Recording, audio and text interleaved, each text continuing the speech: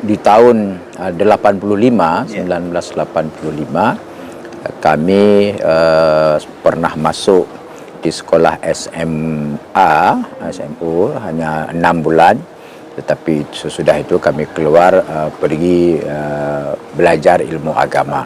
Kalau dari 2 ke atas, maknanya bapa dan di atas itu memang di keluarga kami itu tidak ada yang latar belakang tengku ataupun yang mendalami ilmu agama secara khusus. Jadi kami yang mendalami itu sendiri. Assalamualaikum warahmatullahi wabarakatuh. Syiralun, saat ini saya berada di pesantren Mahyal Ulum Al-Aziziyah Sibreh, Aceh Besar. Aceh Besar. Syiralun, saat ini saya bersama pimpinan pesantren Mahyal Ulum Al-Aziziyah, Tunku Haji Faisal Ali Esos. Beliau adalah selain pimpinan dayah atau pesantren, juga ketua Majelis Permusyawaratan Ulama Provinsi Aceh dan juga sebagai ketua DPW Nahdlatul Ulama Aceh. Iya. Syiralun, saat ini kita berbincang-bincang dengan Abu atau Ustadz Tengku, banyak panggilan Syiralun untuk, atau juga Abu Sibreh ya dikenal. Kita coba menggali kehidupan beliau sehingga saat ini mendapat kepercayaan dari masyarakat dan juga pemerintah memimpin beberapa organisasi besar keagamaan. Nah, Syiralun, Abu Sibreh ini putra kelahiran Lamno 8 Januari 1968. Jadi 58 tahun yang lalu. Ya. Jalan 58 Abu, kan? Jalan 58. 58 tidak terasa. Nah, mungkin kami ingin tahu Abu, ini kan dalam sejarah keluarga Abu, apakah hanya Abu sendiri yang memilih jalur menjadi ulama, atau memang ini dari warisan katakanlah dari keluarga nenek moyang, atau seperti apa Abu? Baik, terima kasih. Ya. Pertama, kalau dari 2 ke atas, maknanya bapa dan di atas itu memang di keluarga kami itu tidak ada yang latar belakang tengku ataupun yang mendalami ilmu agama secara khusus, yang maknanya yang mampu diberikan kepada orang yang lain. Tapi kalau di belakang itu kita tidak tahu. Dari urutan nenek-nenek sana kita nggak tahu. Tapi dari urutan 2 yang sekarang ini, bapak, ayah daripada bapak, nenek kami, itu di dalam keluarga itu tidak ada yang memang mendalami itu tentang ilmu agama secara khusus. Jadi kami yang mendalami itu sendiri. Kami di dalam keluarga itu ada berempat. Ada kakak, abang, saya dan adik. Kemudian 4 bersaudara, 2 laki dan 2 perempuan. Perjalanan kami itu di tahun 1985 kami pernah masuk di sekolah SMU hanya 6 bulan, tetapi sesudah itu kami keluar pergi belajar ilmu agama. Tentu ini pasti ada sebab musababnya kenapa kita belajar, mungkin karena dipengaruhi oleh kedekatan tempat tinggal kami dengan pesantren Budi Lamno. Jadi antara rumah kami dengan pondok pesantren Budi Lamno itu tidak jauh. Bahkan kami keseharian tu waktu kecil-kecil bermain-main di dalam pondok pesantren. Mungkin itu salah satu yang memotivasi kami untuk melanjutkan pendidikannya ke pondok pesantren Samalanga. Di tahun 85 kami pergi ke Samalanga. Di sana lebih kurang hampir 15 tahun belajar di Samalanga, mulai daripada kelas 1 sampai mengajar di Samalanga. Dan tahun 99 maka tanah ini dibebaskan oleh keluarga, oleh orang-orang tua kami, dan sesudah itu tahun 2000 kami memulai mengajar di pondok pesantren ini dengan santri awal itu sekitar 7 orang. Wah. Dengan santri awal itu sekitar 7 orang. Laki. Ya. Jadi fasilitas yang pertama yang ada itu hanya satu tempat, balai kalau kita di Aceh. Balai saja, di situ tempat belajar, di situ tempat solat, di situ juga tempat tidur, juga sekaligus tempat masak. Jadi dari tahun 2000 saya itu bersama-sama santri di sini selama lebih kurang 3 tahun lebih. Sesudah itu baru saya melaksanakan berkeluarga. Jadi sekitar hampir 4 tahun mendirikan pondok pesantren dulu. Sesudah itu baru berkeluarga. Jadi duluan mendirikan pondok pesantren. Dan sampai dengan sekarang ini, pondok pesantren ini, Yayasan Mahyal Ulum Al-Aziziyah itu alhamdulillah dalam waktu sekarang 26 tahun perjalanannya ini sudah kita membuka di sekolah menengah pertama Islam terintegrasi, yaitu SMPIT. Yang kedua juga SMK Mahyal Ulum, itu juga sudah kita lakukan, kita dirikan. Yang ketiga sekolah tinggi ilmu syariah, dan yang tidak yang tetap bertahan juga yaitu Dayah Salafiyah. Berarti pondok pesantren adik-adik santri yang hanya belajar agama full bagi mereka.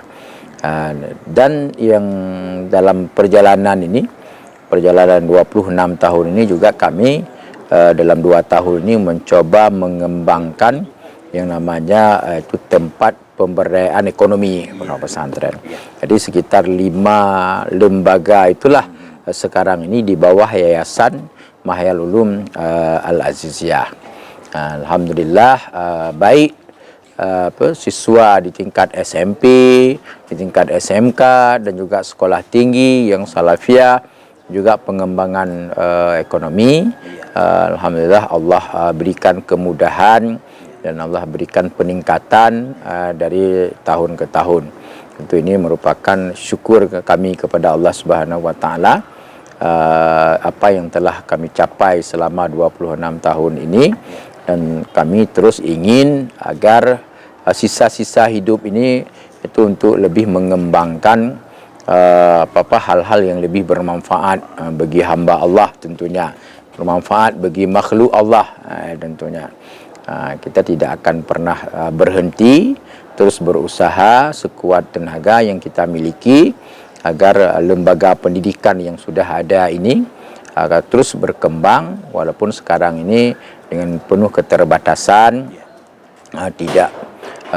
tidak begitu berkecukupan baik tentang fasilitas yang ada, fasilitas belajar, tapi itu tidak membuat kami untuk tidak memulai. Jadi terus kita mulai walaupun fasilitas-fasilitas yang terbatas, karena keterbatasan jangan sampai menghalangi kita untuk memulai kebaikan-kebaikan itu sendiri. Syaralun, Tunku Faisal Ali atau Abu Sibreh ini dikenal sebagai salah seorang ulama yang moderat. Maka beliau sering menjadi atau diminta oleh media pendapatnya, dan alhamdulillah sering menjadi rujukan baik dari masyarakat atau pemerintah Aceh. Namun kami ingin tahu Abu ini kan sudah menjadi tokoh tapi tetap bertahan di jalur ulamanya. Apakah tidak tertarik misalnya masuk ke politik? Karena kan banyak juga yang menjadi bupati, kepala daerah atau gubernur, atau menjadi anggota DPR di pusat maupun di daerah. Apakah belum terpikir atau belum saatnya atau seperti apa, Bu? Memang dalam konteks politik di dunia sekarang ini kan tidak bisa kita hindari. Tidak aktif dalam politik itu bahagian daripada politik juga. Ya kan? Bagian daripada politik juga. Tapi untuk sekarang ini karena apapun kehidupan kami, terutama pribadi, tentu kita harus banyak mempertimbangkan segala sesuatunya. Kenapa? Karena tadi salah satu landasannya kita ini memulai dari awal. Yaitu berkembang dari hal yang paling kecil. Tentu banyak pertimbangan-pertimbangan apapun yang ingin kita lakukan. Yang penting apapun yang bisa bermanfaat dan dimanapun berada, kalau itu bisa bermanfaat maka tidak perlu kita masuk kepada ranah yang lain. Tapi kita juga tidak menutupin kalau prinsip hidup apa yang lebih bermanfaat, maka tetap terus akan kita lalui untuk yang lebih bermanfaat atas petunjuk arahan terutama sekali daripada guru-guru yang selama ini membimbing kami. Jadi kalau guru-guru itu sebagai atasan tempat kita rujukan dalam segala sesuatu hal, maka kehidupan apakah dalam bidang politik ataupun bukan bidang politik itu sangat terkait dengan arahan daripada guru-guru kita semuanya seperti itu. Kalau saya tidak salah pernah ada tawaran Abu dari mau ke caleg DPRI, mau ke kepala daerah atau wakil kepala daerah, tetapi walaupun nama Abu disebut-sebut, akhirnya Abu seperti menarik diri dari itu. Mungkin sekilas tadi sudah disampaikan, ini padahal ini sesuatu yang menggoda sebetulnya. Ingin. Kenapa sampai bisa bertahan? Karena itu juga salah satu tempat yang bisa memperjuangkan kepentingan rakyat. Dalam bahasa Aceh itu ada kata-kata itu bahasa Acehnya ngui balaku tubuh pajuh balaku atra. Kita harus tahu diri. Tapi itu saya bantah. Harus kita harus tahu diri dalam konteks tertentu sekarang ini. Itu masih perlu kita bertahan yang seperti ini, tapi ke depan itu kita serahkan kepada Allah Subhanahu wa taala. Karena perjalanan apapun yang kita lakukan itu tentu ada masa-masa yang memang hari ini begini dan hari itu begitu. Tapi yang sangat penting titik berat tadi adalah pada hidup yang bisa lebih bermanfaat. Kalau itu memang jalan untuk yang lebih bermanfaat, apa tidak yang akan kita lakukan. Tapi kalau yang sekarang ini hal yang seperti inilah yang kita lalui. Dan insya-Allah terus kita mendengar arahan, petunjuk daripada guru-guru, daripada teman-teman, sahabat-sahabat semuanya yang selama ini mereka terus memberikan semacam menjaga perjalanan hidup kita ini. Karena dalam pandangan saya kita ini pertama pribadi kami adalah bukan yang punya karamah pada diri kita sendiri, tapi kemuliaan yang ada ini karena banyak kawan, karena banyak saudara, karena bimbingan guru. Itulah yang membuat kita ada sekarang ini. Makanya apapun yang kita lakukan harus mempertimbangkan yaitu petunjuk daripada guru, saran daripada teman dan daripada sahabat semuanya. Itu perjalanan yang selama ini kami lalui, yang selama ini kami jalani, maka berupaya setiap hari untuk terus lebih bermanfaat dan dengan menjaga bahwa apapun yang kami sampaikan itu harus bermanfaat dan tidak boleh yang kami sampaikan ataupun kami ucapkan dan menyampaikan tausiah ataupun hukum-hukum berdasarkan kebencian, dasar perbedaan politik, itu semuanya kita singkirkan. Tapi berdasarkan kebenaran-kebenaran, referensi-referensi yang kuat, yang ada, yang berjalan, yang berlaku di Aceh yang sangat kita cintai ini.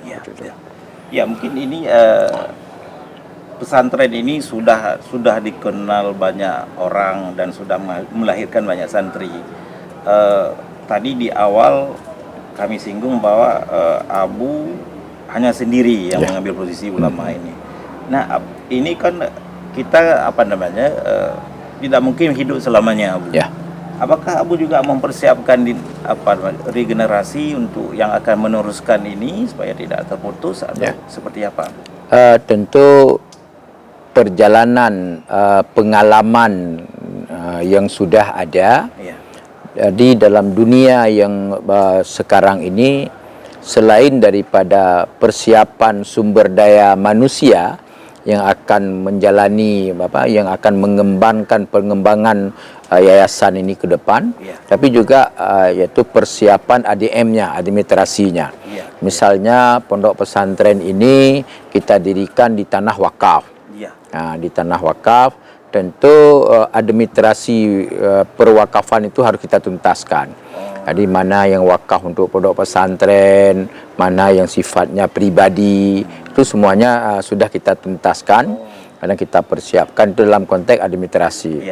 Tapi juga mempersiapkan yaitu generasi-generasi yang mampu menjalankan ini semuanya. Tentu yang harapannya memang naluri kita sebagai manusia, bahwa yang bisa melanjutkan ini, kalau mereka memang mau mengembangkan itu adalah daripada keturunan-keturunan kita. Itu yang harapan, karena ada bentuk emosional tanggung jawab mereka di dalam menjaga ini semuanya. Tapi kita tidak memaksa. Kita tidak memaksa, tapi memberikan kebebasan kepada anak-anak kita, kepada saudara-saudara semuanya, agar mereka menjalankan sesuatu sesuai dengan kemauan mereka sendiri. Silakan. Makanya ada anak-anak kadang-kadang yang tidak punya naluri untuk mengikuti apa yang sedang dijalankan oleh orang tuanya. Tapi nggak ada masalah. Karena yang penting mereka punya kebebasan. Kita sebagai orang tua hanya mengarahkan. Prinsipnya lembaga pendidikan ini harus tetap jalan walaupun kita ini sudah tidak ada lagi di bumi ini, di dunia ini, seperti itu. Baik, mungkin di ujung bincang-bincang kita sore ini, Abu, mungkin apa yang ingin Abu sampaikan untuk masyarakat dengan kondisi yang saat ini baik dunia sendiri atau gonjang-ganjing juga tingkat nasional dan juga Aceh sendiri. Pertama kepada masyarakat, khususnya kepada generasi muda, karena mereka lah yang akan mengembangkan tugas-tugas kehidupan di dunia ini, mengganti orang-orang sebagai khalifah itu, kan mereka yang muda-muda inilah yang akan. Apa yang kami harapkan dari anak-anak muda ini adalah yang pertama sekali, mereka kami minta untuk terus mendalami, memperbanyak ilmu. Carilah ilmu sekuat tenaga, carilah ilmu sebanyak-banyaknya, jangan padai dengan hanya level-level tertentu, tapi dalamilah ilmu pengetahuan dengan sebanyak-banyaknya. Karena ilmu pengetahuanlah yang akan mewarnai kehidupan mereka, dan juga ilmu pengetahuan yang akan bermanfaat dalam kehidupan mereka dan kehidupan yang lain-lainnya. Jadi jangan banyak habiskan waktu pada hal-hal yang tidak bermanfaat. Kita yang orang tua hanya mampu membimbing, mengarahkan, tapi yang penting semangat mereka untuk belajar itu yang harus kuat. Sekarang bagi anak-anak kita, singkirkan dulu memikirkan tentang bagaimana mencari uang. Tapi optimalkan dulu cara untuk mencari ilmu. Karena itu ilmu akan mudah kita dapatkan uang, tapi uang tidak mudah kita dapatkan ilmu. Jadi prinsip yang paling utama itu adalah ilmu. Kita bisa membaca bagaimana misalnya negara-negara yang dulu pada waktu Perang Dunia Kedua itu hancur yang begitu besar, tetapi karena pemimpinnya mendorong masyarakatnya untuk memperbanyak ilmu, dalam ilmu, akhirnya mereka menjadi pemenang di bangkit di sekarang ini. Dan inilah yang kita harapkan terutama sekali kepada masyarakat Aceh yang Muslim. Silakan terbang ke mana-mana, tetapi perkuatkan basic keagamaan itu. Sekurang-kurangnya mereka lepas daripada tanggung jawab yang dibebankan oleh Allah kepada kita, kepada umat Islam, yaitu yang diistilahkan dengan fardu ain. Jadi ada ilmu fardu ain tentang masalah ideologi, masalah akidah, Ada ilmu fardhu ain tentang tata cara kita beribadah, berubudiyah dan bermuamalah dengan manusia ini. Ada ilmu fardhu ain yang terkait dengan itu kesucian hati kita. Jadi 3 ini itu paling dasar bagi umat Islam, bagi anak-anak muda kita. Sesudah itu tuntas, silakan terbang kemana-mana untuk mencari ilmu pengetahuan, bekal bagi hidup di masa akan datang, bekal bagi mengembangkan dunia ini untuk lebih sejahtera dan lebih baik. Iya, luar biasa Sralun. Terima kasih Abu atas kesempatannya berbincang-bincang dengan kami. Mudah-mudahan apa yang disampaikan ini bermanfaat bagi masyarakat umat tentunya. Sralun, demikian wawancara kami dengan Tengku Haji Faisal Ali, Ketua Majelis Permusyawaratan Ulama Aceh. Saya akhiri, billahi taufiq wal hidayah. Wassalamualaikum warahmatullahi wabarakatuh. Download Tribun X sekarang. Menghadirkan lokal menjadi Indonesia.